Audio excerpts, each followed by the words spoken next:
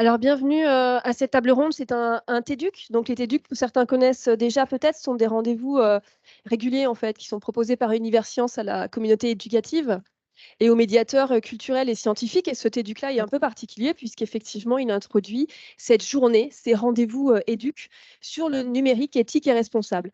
Alors, on va essayer de garder un temps à la fin pour des questions. Ce serait quand même bien qu'on ait pris un tout petit peu de retard. Également, les personnes qui sont à distance pourront poser des questions, elles seront relayées ici. Alors moi, j'avais une petite introduction, c'est bien parce que c'est pas du tout redondant avec ce qui a été dit avant. Je vais quand même la garder, cette intro, parce qu'elle va un petit peu recontextualiser les choses aussi d'un point de vue de l'actualité, ça me semble important. Alors vous avez sans doute suivi l'actualité justement ces derniers mois et même ces dernières semaines et constaté à quel point finalement les sujets liés au numérique sont vraiment omniprésents. Alors un petit florilège, par exemple, aux États-Unis, des institutions qui sont vent debout contre le réseau social chinois TikTok accusé d'espionnage. Fin janvier, Sciences Po qui interdisait à ses étudiants l'utilisation du robot conversationnel ChatGPT pour la production de travaux écrits ou oraux sous peine de sanctions.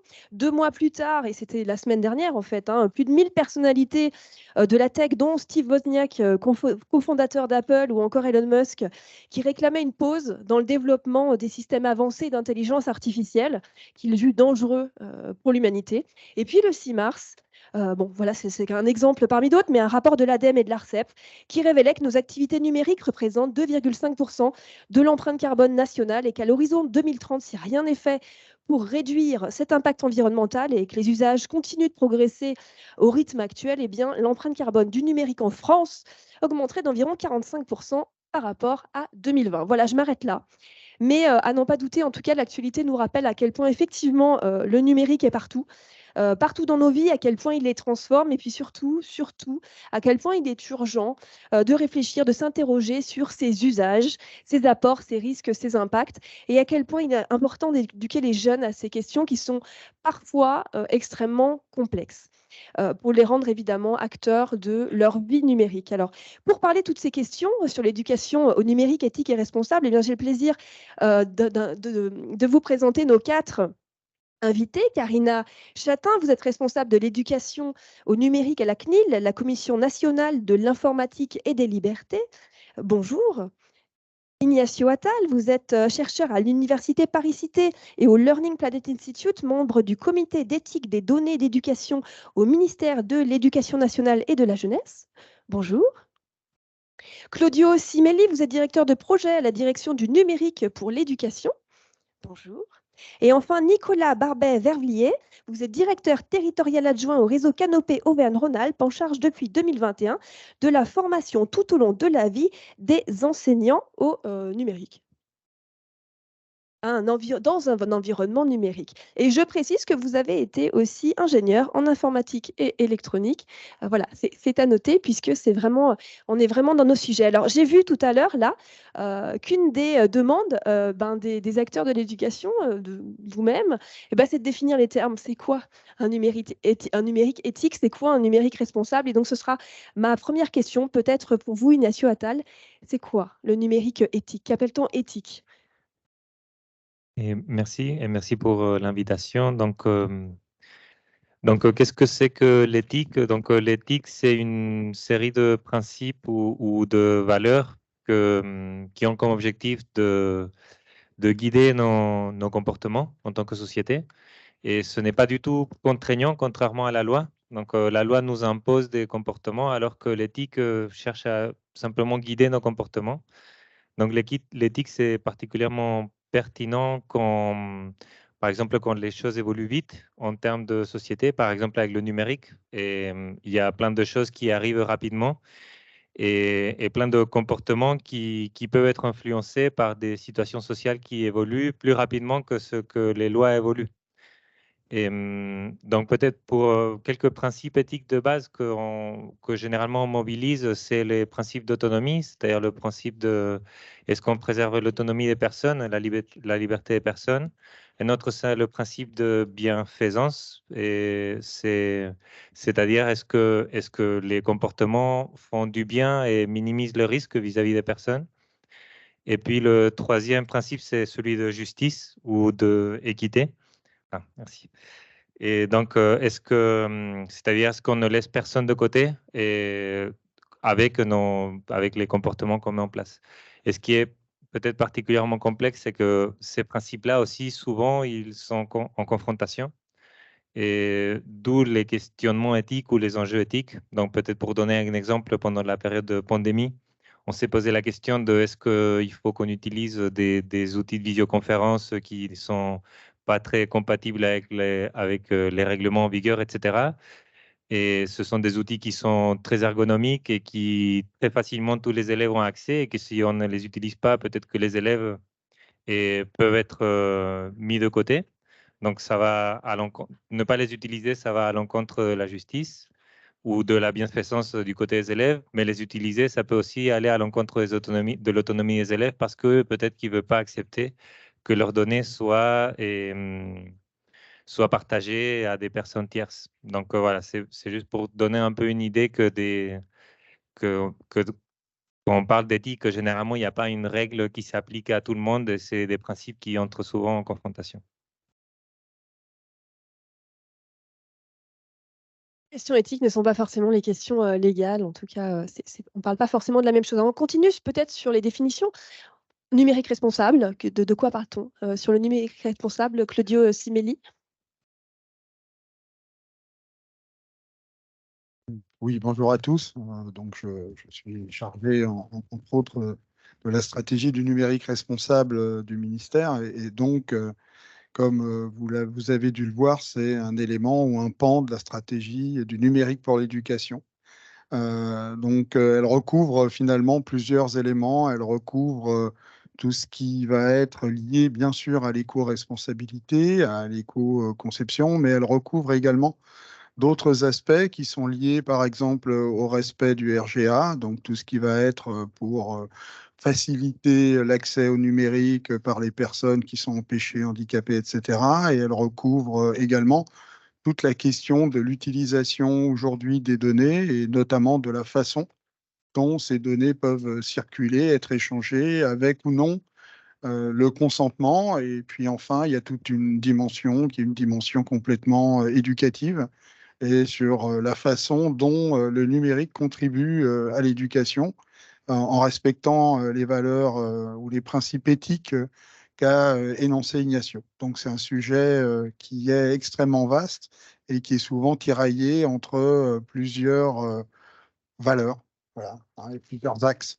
Il n'y a pas une réponse simple à ça. Je prendrais simplement que c'est deux notions qui vont de pair, hein, puisque le responsable fait référence souvent à l'éthique. Et pour être responsable, il faut appliquer ou rentrer dans certaines valeurs. Ouais. Et non, je pense que tu étais trop éloigné. Peut-être pour compléter, et je pense, si on reprend un peu les principes éthiques que j'ai annoncés au début, et il y a un des principes qui est la bienfaisance, c'est-à-dire est-ce que nos choix en tant que société font le bien et minimisent les risques. Et aujourd'hui, avec les limites planétaires, on est forcé à considérer le fait qu'avoir un numérique sobre, responsable, est aussi un choix pour la bienfaisance vis-à-vis de la planète. Alors, éduquer les plus jeunes, pour les enseignants, hein, éduquer les plus jeunes à ces deux grandes notions, numérique éthique, numérique responsable, ça suppose d'être formé. Et Karina Chatin, vous me disiez en préparation de cette table ronde et qu'il y a une enquête récente de l'Arcom qui date d'octobre 2022 qui montrait qu'en fait, il manquait de temps et il manquait aussi de formation sur ces questions-là. Bonjour à tous, d'abord. Donc, vous parlez, je pense, de l'enquête qui a été réalisée par l'Arcom, la CNIL et le Défenseur des droits qui porte sur l'éducation à la citoyenneté numérique et qui a montré deux choses.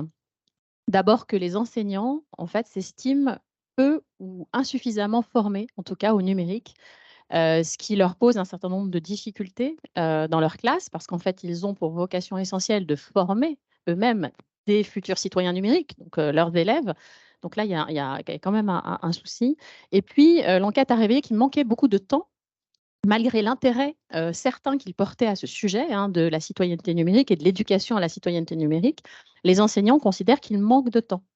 Troisième constat qui est ressorti nettement de l'enquête, c'est que les enseignants sont très favorables à l'idée que des structures extérieures à l'école viennent dans les classes, donc je pense aux associations, je pense aussi aux autorités indépendantes notamment, pour expliquer justement tous ces enjeux du numérique aux élèves.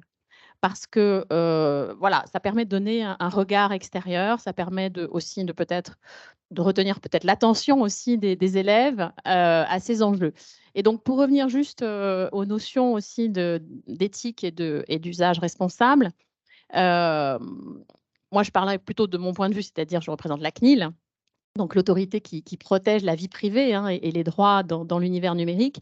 Donc nous, on a pour objectif principal, effectivement, de faire en sorte que on puisse vivre dans une société dans laquelle, effectivement, la vie privée des personnes, des individus, soit respectée. Et on voit bien aujourd'hui qu'avec l'évolution très rapide des nouvelles technologies, la reconnaissance faciale, il y a des débats aujourd'hui assez vifs sur l'utilisation de la reconnaissance faciale. Vous avez peut-être entendu notamment quelques débats autour du projet de loi sur les Jeux olympiques, notamment, ou l'utilisation de la reconnaissance faciale par certaines collectivités publiques. Donc, si vous voulez, tout ça va très vite. On parle du métaverse aujourd'hui, l'intelligence artificielle. Donc, toutes ces nouvelles technologies vont très vite. Le droit, la loi ont du mal à suivre, même s'ils fixent quand même un cadre qui est important. Et on a la chance en Europe d'avoir un cadre juridique très protecteur des droits et des libertés, puisque c'est le règlement général sur la protection des données, le fameux RGPD qui s'impose. Mais néanmoins, toutes ces questions soulèvent des enjeux éthiques et qui intéressent chacun d'entre nous finalement.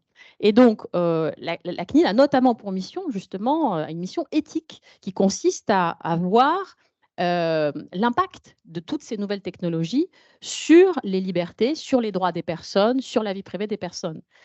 Et on parlait d'usage. Moi, il me semble que les usages, c'est lié aux usages numériques, c'est-à-dire c'est l'utilisateur. C'est plus, là, on se placerait plus du point de vue de l'utilisateur et de chacun d'entre nous. Et donc, comment faire pour développer dans ce contexte des usages qui soient responsables, c'est-à-dire, comme ça a été dit, qui respectent un certain nombre, enfin, qui permettent finalement de faire se réaliser une citoyenneté numérique, c'est-à-dire d'être acteur sur sa vie numérique, d'être conscient d'un certain nombre de choses qui sont à l'œuvre. Justement. Et des modèles économiques, voilà. on en parlera. Non, mais justement, pour être très sur le numérique en général, que ce soit dans la sphère privée, même dans la sphère éducative, si on veut catégoriser les risques qu'ils encourent à ne pas faire attention, si on peut dire à ne pas être conscient de leurs activités de numérique, comment on peut les catégoriser, ces risques? Est-ce qu'on peut les définir?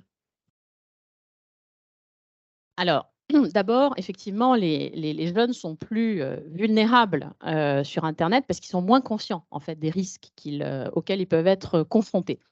Donc, il y a une multitude de risques. Simplement, peut-être, avant de parler des risques, juste repréciser que le numérique, ce n'est pas que négatif et qu'il y a des opportunités formidables qui se présentent à chacun d'entre nous grâce au numérique.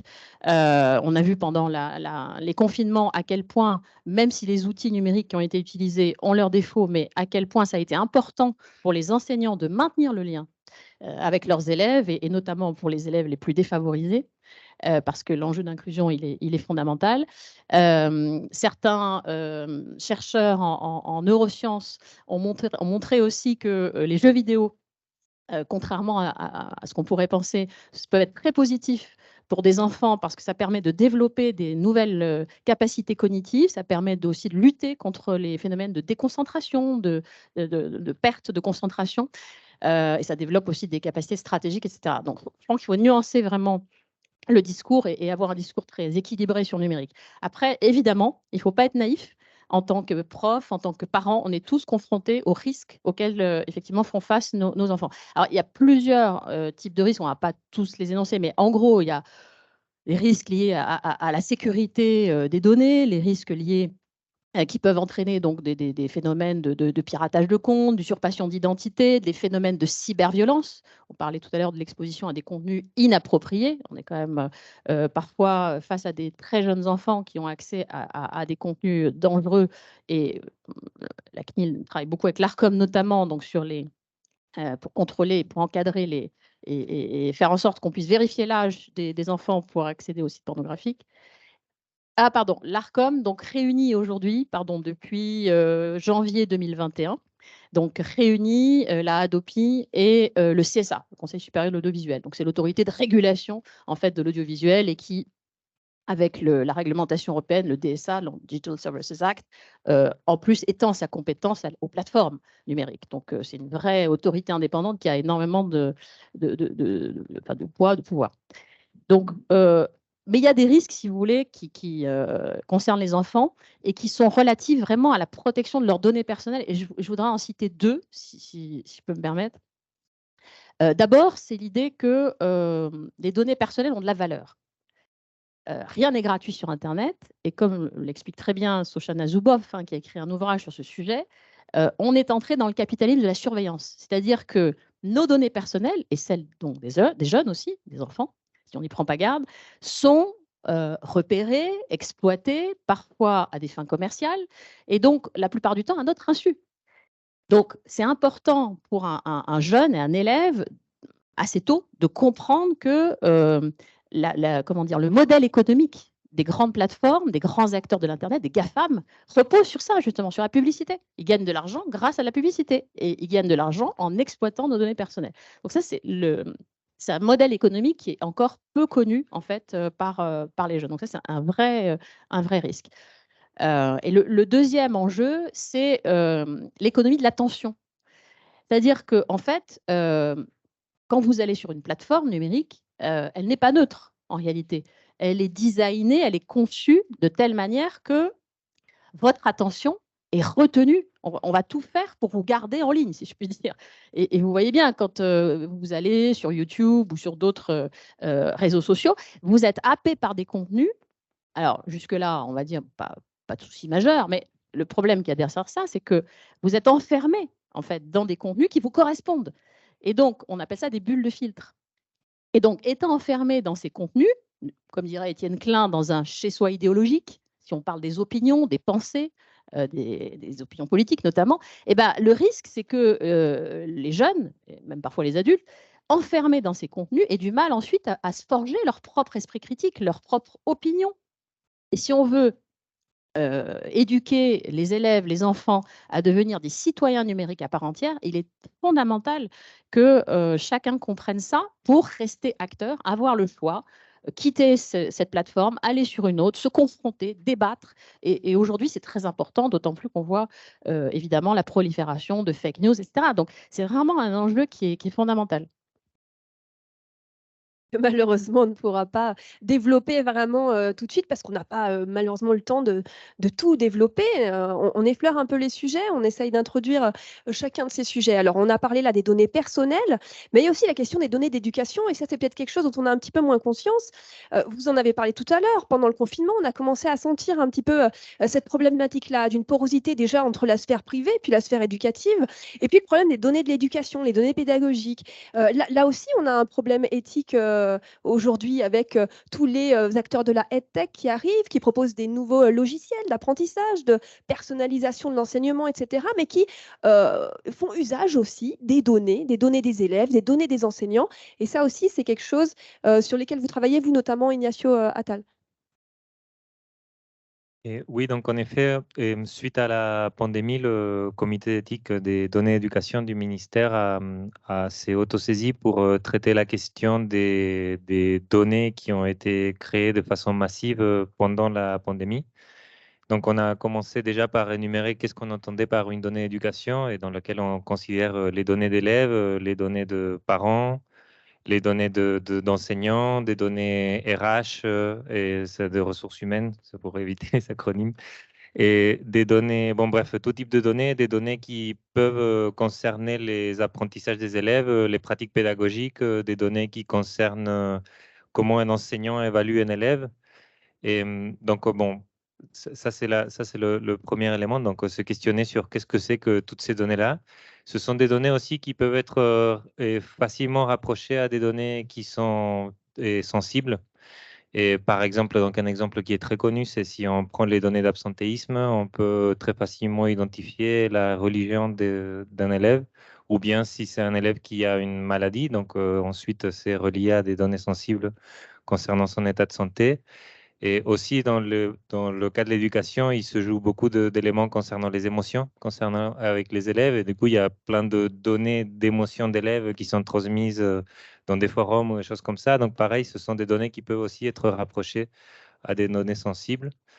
Et donc voilà, donc c'était principalement. Et un questionnement concernant quel est le statut des données d'éducation et oui, quel est le statut des données d'éducation par rapport à d'autres données qui sont communément considérées comme des données sensibles. Aussi peut-être pour parler en particulier des données d'éducation, et les données d'éducation, elles sont très importantes pour l'orientation. C'est-à-dire que moi, dans mon CV, je vais raconter mon parcours scolaire et mon parcours universitaire, etc. Et donc, ce sont des données aussi que d'autres personnes détiennent, le ministère, par exemple. Et est-ce que j'ai le droit de demander au ministère d'enlever mes données parce que j'ai eu une mauvaise note en maths et parce qu'en appliquant la RGPD, le règlement dans lequel j'ai le droit de demander mes données? Et où est-ce que le ministère devrait garder ces données parce que pour des fins de suivi, de monitoring, bon, bref. Alors, pour répondre à votre question, avec le RGPD, oui, l'élève va pouvoir avoir accès à sa note, mais en revanche, il ne pourra pas modifier sa note. C'est-à-dire, s'il a eu 2, il ne pourra pas modifier en 12 ou 13. Le RGPD ne permet pas ça. En revanche, oui, pouvoir accéder à ces résultats, oui. Ça s'appelle le droit d'accès. Bien sûr, donc les données d'éducation et l'utilisation du numérique en fait à l'école posent des problèmes éthiques, hein, ça a été très bien dit. Et les données d'éducation, d'ailleurs, à ce jour, ne sont pas considérées par le cadre européen comme des données sensibles. Hein, les données sensibles sont vraiment énumérées très clairement donc, dans la loi, évidemment. On en a cité 2, donc la religion, l'état de santé, mais il y en a d'autres, hein, les opinions politiques, philosophiques, religieuses, les données biométriques, génétiques, bon, voilà, j'en oublie certaines, l'appartenance syndicale, les pratiques sexuelles. Voilà, je crois que j'ai fait à peu près le tour. Donc, ces données d'éducation ne sont pas des données comme les autres parce que la plupart d'entre elles concernent des mineurs, des élèves. Et donc, la CNIL est particulièrement vigilante lorsqu'il s'agit de données de mineurs. Alors, il n'y a pas que des points négatifs. Quand on utilise le numérique en classe, par exemple, grâce à l'intelligence artificielle, on peut faire de la personnalisation d'apprentissage. C'est-à-dire, on va pouvoir récupérer un élève qui est 10, par exemple, dyslexique, qui a des problèmes pour suivre un certain nombre par exemple, de la lecture ou de l'écriture. Grâce à ça, on va pouvoir le récupérer, le remettre dans la boucle. Donc, ce n'est pas que négatif. Et donc, encore une fois, il faut nuancer. Après, les enjeux éthiques, on peut les énoncer. Le principal sujet, c'est où vont les données des enfants, si on parle des élèves. Pendant les confinements, on a vu que les profs ont utilisé dans l'urgence, et ils ont fait tout ce qu'ils ont pu, on va dire, hein, ils ont fait comme ils ont pu, et ils ont utilisé des applications, des outils numériques qui n'étaient pas conformes, clairement, on le sait, hein, au règlement général sur la protection des données. Zoom, ce n'est pas du tout conforme, ou d'autres. Mais l'impératif à l'époque, c'était de maintenir le lien avec les élèves, et notamment les élèves les plus en difficulté.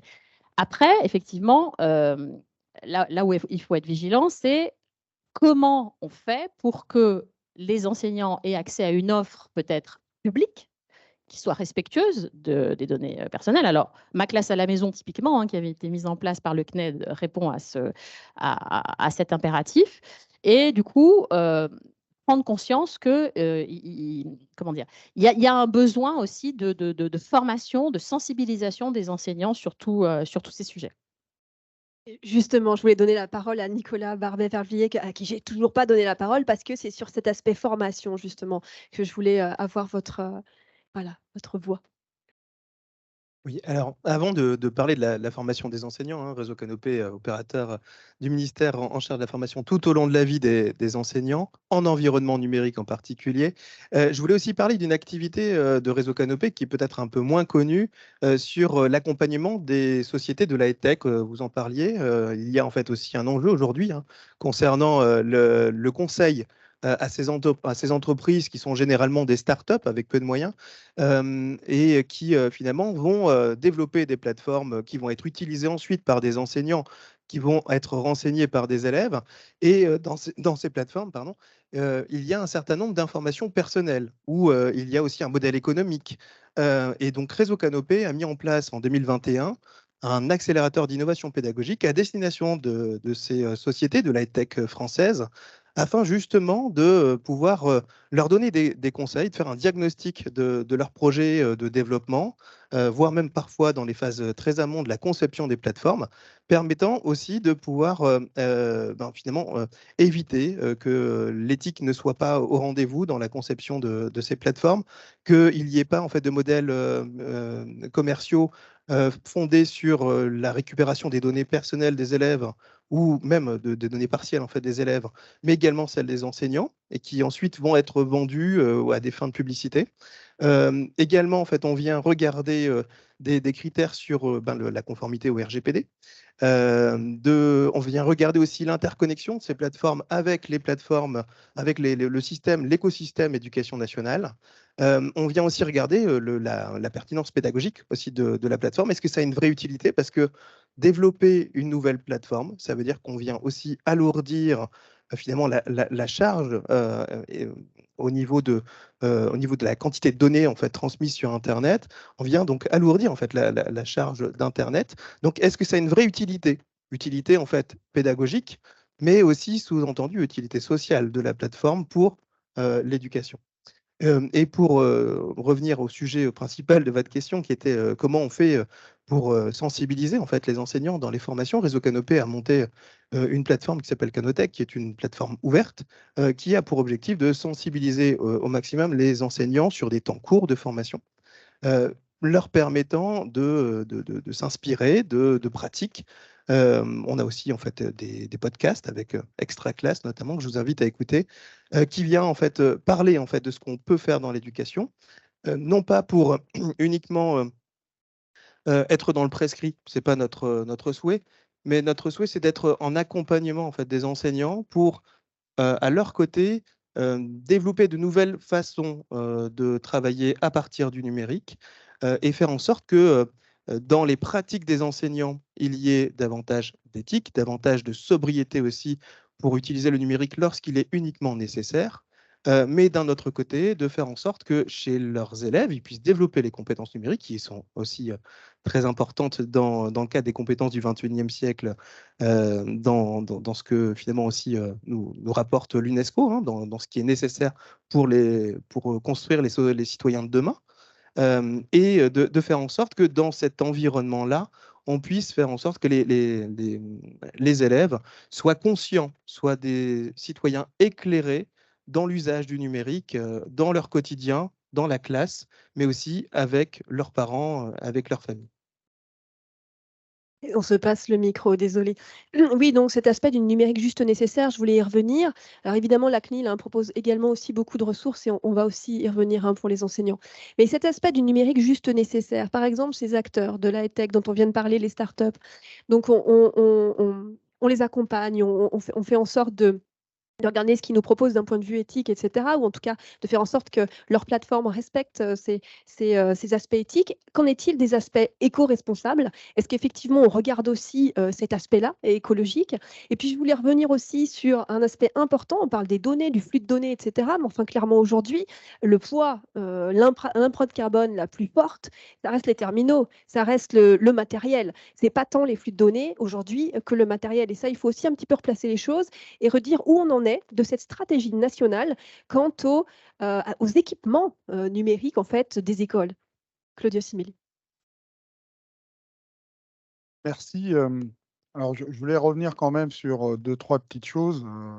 Je tiens à rappeler qu'il y a tout un travail européen et de la Commission européenne sur des règlements, justement, aujourd'hui, qui sont bien avancés, pour la circulation des données. Hein. Vous avez trois règlements en fait qui sont en cours. Un règlement qui a été adopté par la Commission européenne, qui est le Data Governance Act, qui remet en scène chaque citoyen européen avec la création, je veux dire, par le Data Governance Governance Act, d'intermédiaires sur la donnée, c'est-à-dire de gens ou d'entités de confiance qui sont capables de travailler, entre guillemets, et de vous fournir les possibilités d'accepter ou de refuser d'échanger vos données et de conserver cette notion d'acceptation ou de refus dans une sorte d'entrepôt, ce qui vous permet par ailleurs également de réclamer la récupération de vos données, hein.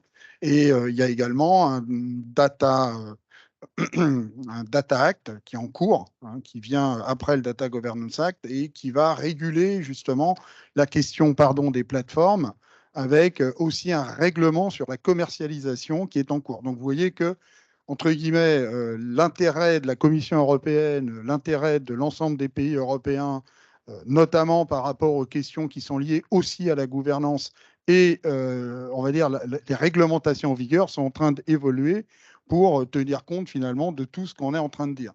Donc, ce qui veut aussi dire que, effectivement, par exemple, par rapport aux EdTech ou aux outils qui sont utilisés dans le domaine du numérique, eh ben, on pourrait considérer qu'ils sont un petit peu précurseurs pour certains et dans tout le travail qu'on est en train de faire de l'arrivée de l'ensemble de ces règlements, hein. Donc, ça, c'est un premier point parce que à entendre un petit peu tout ce qu'on dit, il semble que ce soit un petit peu déréglementé. Je tiens à rappeler que c'est extrêmement réglementé et que, par exemple, les entreprises ne font pas n'importe quoi ou ne peuvent pas faire n'importe quoi.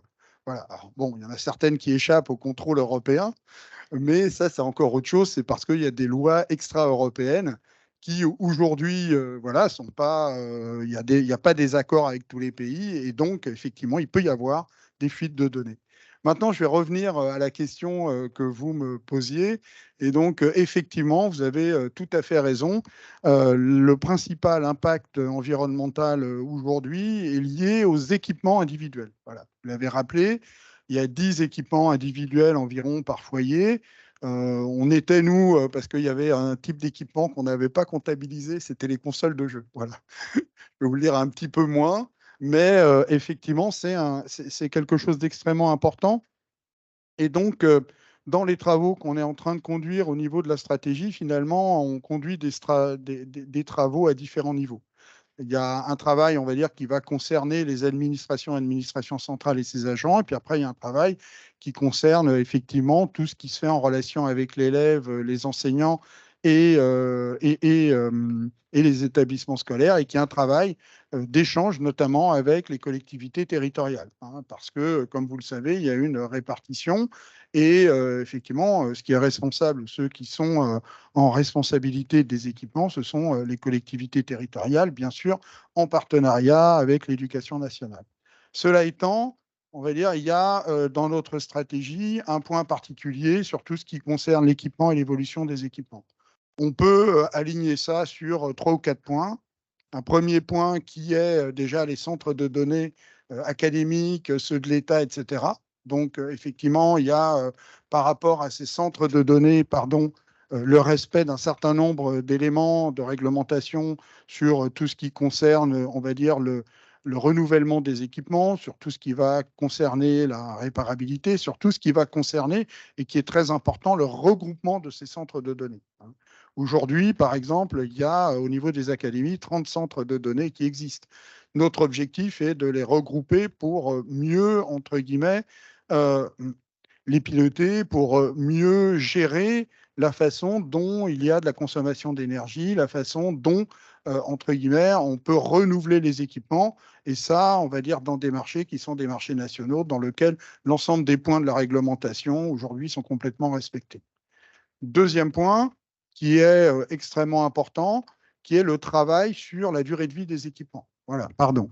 Et la réparabilité. Donc, à la fois dans nos marchés et dans la façon dont on travaille au niveau des différentes administrations, centrales et déconcentrées, il y a tout un travail qui se fait sur, entre guillemets, par exemple, l'équipement unique. C'est-à-dire que très souvent, avant, dans les équipements de travail, il y avait un ordinateur de bureau et des fois un ordinateur portable. Là, on réduit le nombre d'équipements pour n'avoir plus qu'un ordinateur portable. Un travail sur l'allongement moyen de la durée de vie des équipements. Un travail également, et c'est dans nos axes et dans nos priorités, sur le fait de pouvoir réutiliser les équipements qui sont un petit peu plus vieux, de façon, entre guillemets, à ce qu'ils n'aillent pas directement au rebut, Et ensuite, quand ils sont en rebut, alors ce n'est pas des choses simples, hein, on pense que poursuivre la durée de vie d'un équipement, par exemple, pour un équipement qui a appartenu à une administration, c'est simple. En fait, pas du tout, parce qu'il faut être sûr et certain qu'on a effacé toutes les données qui sont dessus et qui puissent être réellement réutilisables sans une mise en danger de la personne qui l'utilise, ça notamment par rapport aux alimentations à découpage sur les vieux PC. Mais bon, c'est pas toujours extrêmement simple, mais on le fait. Et enfin, il y a toutes les filières qui vont être les filières d'économie circulaire à mettre en œuvre. Hein, et donc, aujourd'hui, les équipements ne vont pas au rebut n'importe comment. On essaye de choisir des filières qui sont des filières qui vont permettre de réutiliser les composants. Je vais revenir en fait aux questions des enseignants et des élèves. Alors, moi, je me suis livré, enfin, on s'est livré un petit calcul simple, par exemple. Il y a aujourd'hui environ 500 000 classes, et il y a 500 000 ordinateurs, voilà, puisqu'il y a un ordinateur dans chaque classe qui permet de faire l'appel, qui permet de projeter, grâce à un vidéoprojecteur ou un écran. Et d'ailleurs, c'est une véritable question par rapport au coût des équipements, hein. Donc, si on retire 500 000 ordinateurs, ça fait environ 100 000 tonnes équivalent carbone en moins. Alors, 100 000 tonnes équivalent carbone en moins, c'est environ 100 000 trajets aller-retour Paris-New York en moins. Donc, c'est quelque chose de considérable. Et pourquoi on a regardé ça? Parce qu'il y a des vraies questions. Et là, on va être encore dans une position qui n'est pas simple, parce qu'il y a un compromis à trouver. Entre eux, ben voilà, il y a des enseignants qui ont un ordinateur qui, quelquefois, est fourni par la collectivité territoriale. Quand l'équipement est fourni par la collectivité territoriale, par exemple, est-ce qu'on peut leur demander d'amener un ordinateur et les collectivités qui fournissent retirer un ordinateur par classe?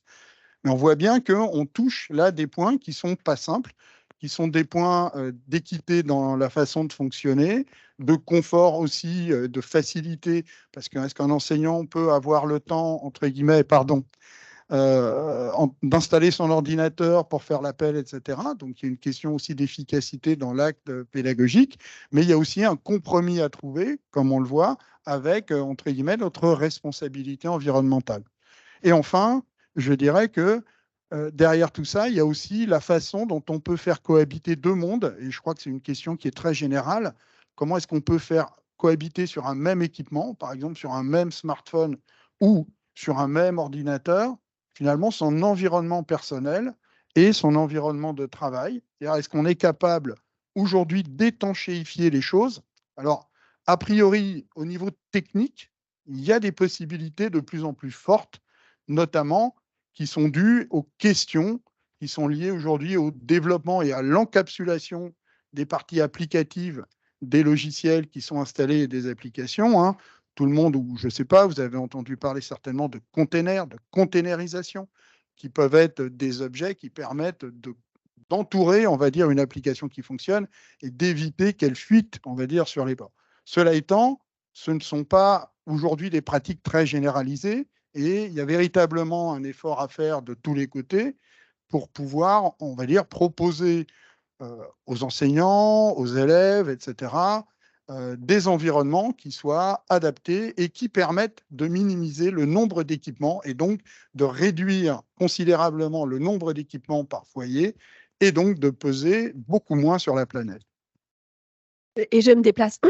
On va ouvrir les questions à la salle, il y aura encore 1000 choses à dire, mais je crois que c'est plus intéressant d'avoir vos questions à vous qui êtes ici et puis les personnes qui sont à distance.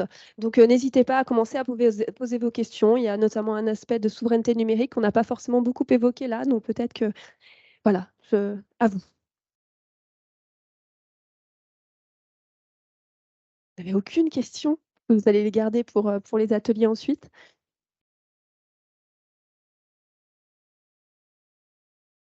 Je veux bien lancer la première question, c'est la plus dure. C'est pas une question facile, mais on peut y réfléchir. On a parlé d'éduquer à la citoyenneté numérique. C'est un sujet qui me travaille beaucoup. Je m'interroge sur la finalité. Karina, tu l'as un petit peu évoqué. On apprend tout ça aux enfants, mais pourquoi? C'est-à-dire qu'une fois qu'on leur a dit globalement que le numérique, ça pollue, c'est quand même la face, enfin, il y a une face immergée d'un iceberg qui n'est pas reluisante. Ou alors la plupart des plateformes numériques qu'ils utilisent sont, on peut aller jusqu'à quasi toxiques. En tout cas, moi, j'ai pas de problème avec ce terme. qu'est-ce qu'on leur propose de faire de ce constat? C'est-à-dire, est-ce que à l'école, on apprend, on forme le citoyen qui va ensuite débattre, chercher des alternatives, les exiger, enfin, vous voyez, il y a un côté presque politique, ou est-ce qu'on attend de creuser, réfléchir, trouver des alternatives, juste se poser la question, parce que sinon, j'ai peur qu'on aille vers des éco-gestes un peu du numérique, c'est-à-dire comment on transforme ces pratiques individuelles. Donc, les jeunes feraient se transformeraient individuellement leurs pratiques, mais ça ne changerait pas grand-chose à l'échelle collective. Donc voilà, je me demandais ce que vous en pensiez. Merci Louis. Oui, enfin, moi je pense que l'objectif, c'est quand même d'avoir collectivement une démarche qui soit réflexive sur le numérique, sur l'utilisation qu'on fait des nouvelles technologies, sur l'impact que ça a sur nos vies privées, sur nos données personnelles. Et donc, ça passe par, la compréhension de ces sujets, donc d'où la nécessité de former, d'éduquer au numérique, tout le monde, j'allais dire, hein, pas seulement les enfants, mais les parents, les décideurs, les enseignants, etc. Et une fois qu'on a un peu compris comment ça marche, cet écosystème, j'allais dire, on est plus armé déjà dans sa vie individuelle pour faire des choix alternatifs, le libre par exemple, hein, le logiciel libre ou autre, de protéger mieux sa vie privée, ses données personnelles, mais aussi, je pense que derrière tout ça, c'est un enjeu de société.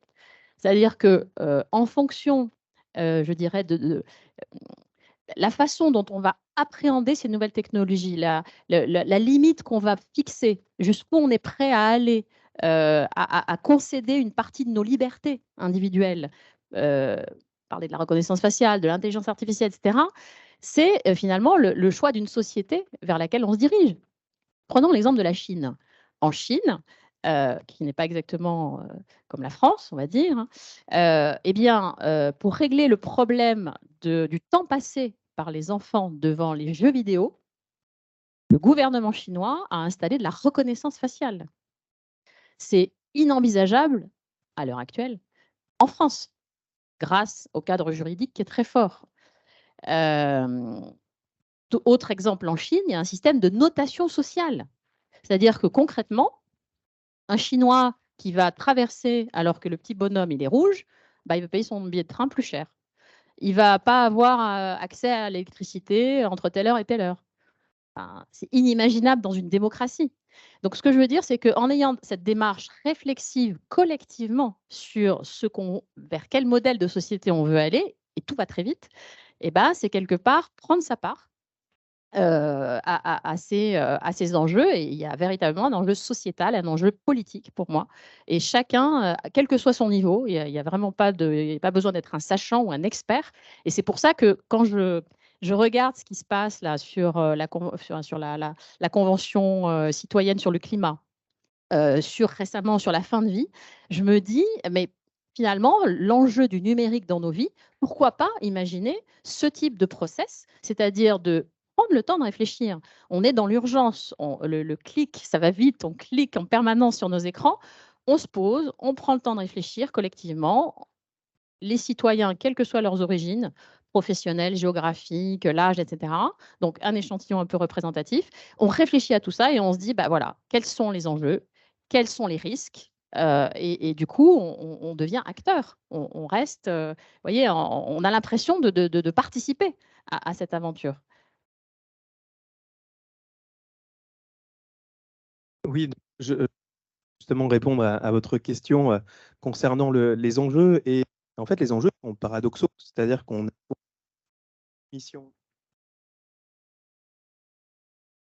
On a des enjeux paradoxaux puisqu'on a d'un côté en fait ce besoin de former au numérique pour être armé, comme le disait Madame Chatin, parce que les citoyens à l'école aujourd'hui sont les citoyens qui vont concevoir, qui vont réguler en fait la société dans laquelle on vit, et donc il y a nécessité en fait qu'ils maîtrisent, ils maîtrisent ces technologies, ils maîtrisent aussi les enjeux de ces technologies, et cela en fait dans une éthique, comme on l'évoquait en introduction.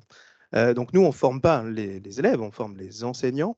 Et par le biais en fait, des enseignants, on vient finalement travailler la question de la sobriété numérique en utilisant le matériel à disposition dans la classe pour ne pas aller systématiquement vers des dotations en numérique complémentaires par rapport à ce qui existe, comme l'indiquait M. Simelli.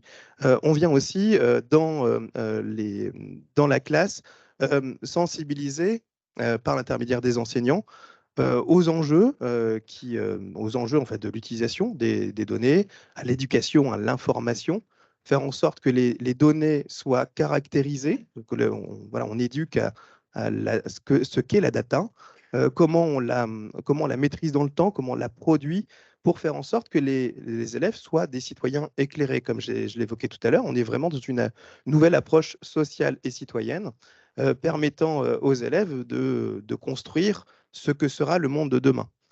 Et c'est vraiment cet enjeu-là en fait, qu'il y a, tout en ayant finalement une utilisation maîtrisée en fait, des outils numériques en classe, quand c'est utile, et uniquement quand c'est utile. Peut-être complété par 2 ou 3 éléments. Un premier élément, en fait, on est en train de travailler, enfin, on a lancé un plan national de formation, donc je ne sais pas si vous savez tout ce que c'est. C'est globalement un plan qu'on lance au niveau du ministère pour former on va dire, des interacteurs de chacune des académies. Et donc, c'est sur le numérique responsable. Et on s'est beaucoup interrogé sur la façon de présenter ça, justement, par rapport à la question des finalités. Et on s'est dit, comme tu le disais juste avant, qu'effectivement, il fallait qu'on montre aussi, parce qu'on arrive tout de suite dans des choses très négatives dans la finalité, qu'on montre aussi les choses positives. Par exemple, dans les choses positives, aujourd'hui, simuler les évolutions du climat, c'est impossible sans le numérique. Voilà. Ouais, ça paraît bête, mais c'est comme ça. Hein. Les outils de simulation, massif, c'est du numérique, c'est du calcul massif. Et donc, effectivement, c'est quelque chose qui nous permet d'anticiper l'avenir et justement d'arriver à faire que peut-être qu'aujourd'hui, on est réunis grâce à ça, parce qu'on a réussi à anticiper ce qui allait se passer.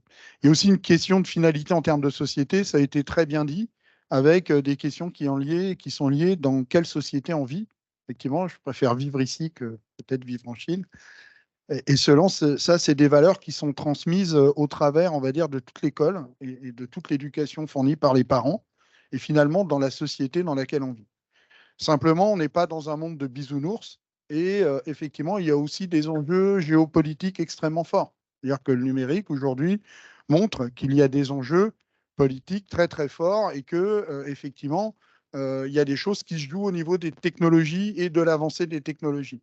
Donc, comme le disait Ignacio, on est dans une situation où il n'y a pas des choses extrêmement simples, on va dire, dans les finalités peut-être à proposer en termes d'éducation ou binaire.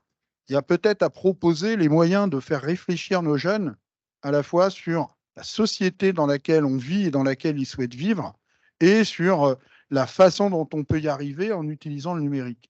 Enfin, je voulais dire, voilà, j'ai assisté à un excellent reportage sur Rosa Bonheur. Enfin, il faut savoir, j'habite pas très loin de Thomery.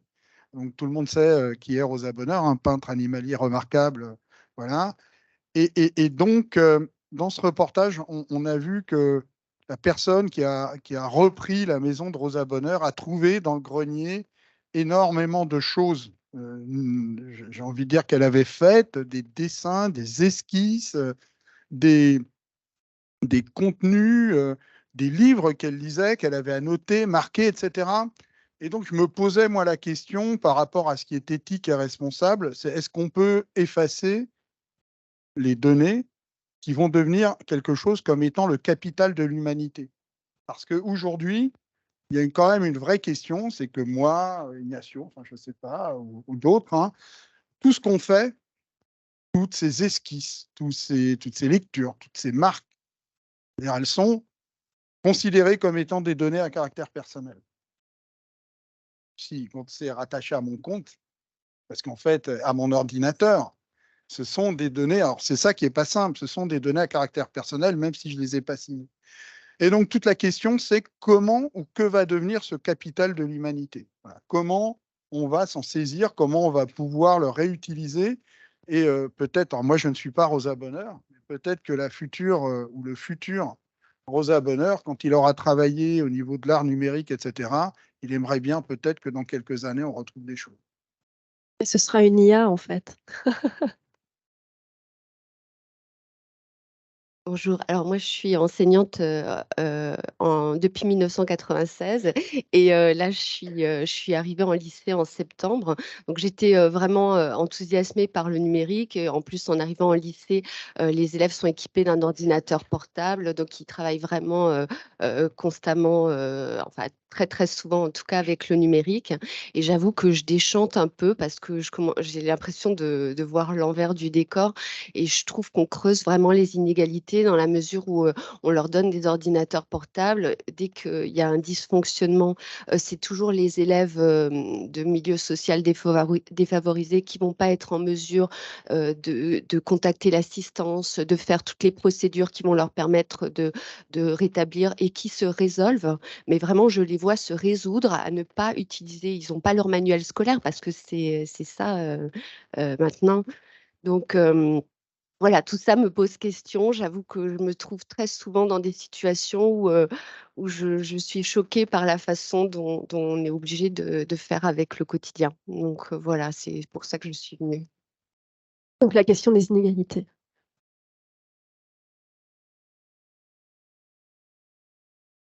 Et non, c'est un vrai point. Merci pour ce partage vraiment du terrain et qui ont toutes leurs valeurs et qui montrent la complexité du problème aussi. Et des fois, on ne se rend pas compte qu'en effet, des élèves et dans ces situations-là sont plus défavorisés. Donc, je pense que ce qui est important, je pense que ça va un peu en lien avec le point de la question tout à l'heure, de à quel point c'est important aussi de former les élèves et de les sensibiliser à toutes les questions autour de comment utiliser le numérique, comment apprendre à devenir indépendant concernant leur utilisation et aussi comment questionner l'utilisation. Donc, peut-être pour aussi donner quelques exemples, il y a des exemples dans des écoles où il y a des élèves qui s'amusent à hacker le système informatique de l'école. Donc, ce sont ça montre aussi qu'il y a des compétences très fortes chez les élèves qu'il s'agit de développer. Et donc, tout en leur formant et en leur sensibilisant aussi, il faut leur donner tout le soutien pour qu'ils puissent passer à l'acte et changer les choses. Donc, tout le soutien pour qu'ils puissent apprendre tout seuls à réparer leurs ordinateurs ou à travailler en collaboration pour qu'ils puissent trouver celui qui peut l'aider à réparer l'ordinateur, mais aussi tout leur soutien pour venir questionner, pour pourquoi pas eux-mêmes lancer une enquête au sein de l'école concernant tous les ordinateurs et les ordinateurs qui ne fonctionnent pas, comment on va les réparer. Donc, je pense qu'il ne s'agit pas que de sensibiliser les élèves, mais aussi leur donner le soutien pour pouvoir passer à l'acte. Oui, oui, oui, vous avez raison. Et du coup, nous, à la CNIL, conscient de tous ces enjeux, en fait, on a vraiment mis le paquet sur l'éducation au numérique depuis 2013. On en a fait une priorité stratégique de l'institution. Et quelques exemples, on participe par exemple à la plateforme PIX. Vous connaissez cette plateforme qui permet donc d'évaluer un peu ses compétences numériques et d'obtenir une certification une fois qu'on a passé avec succès les 6 ou 7 niveaux, du niveau le plus simple au niveau expert. Et donc, nous, on alimente, en fait, on travaille beaucoup avec Benjamin Marteau là-dessus pour alimenter la plateforme en questions, en quiz, en mise en situation sur la protection des données personnelles. Et du coup, les élèves, comme d'ailleurs les profs et comme d'ailleurs tout citoyen francophone, au-delà des élèves, peut progresser sur ces sujets.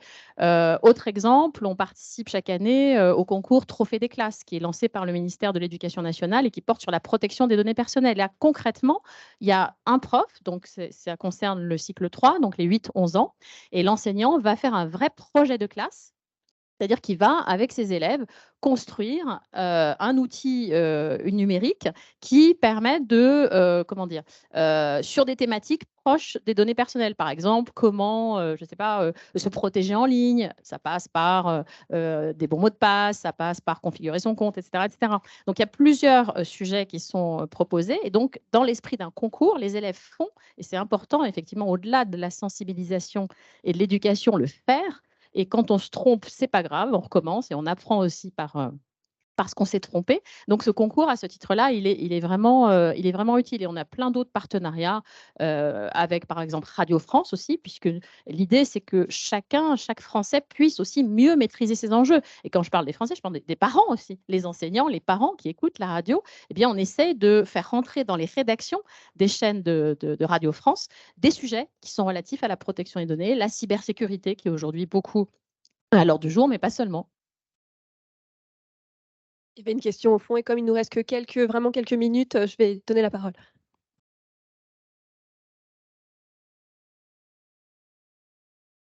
Alors, ce sont des questions en ligne. Bonjour, la reconnaissance faciale biométrique a été votée le 23 mars en loi d'exception en rapport avec les JO. Mais en 2024, vous pensez que les villes qui auront acheté ces caméras à des prix exorbitants les rendront-ils après 2024 ?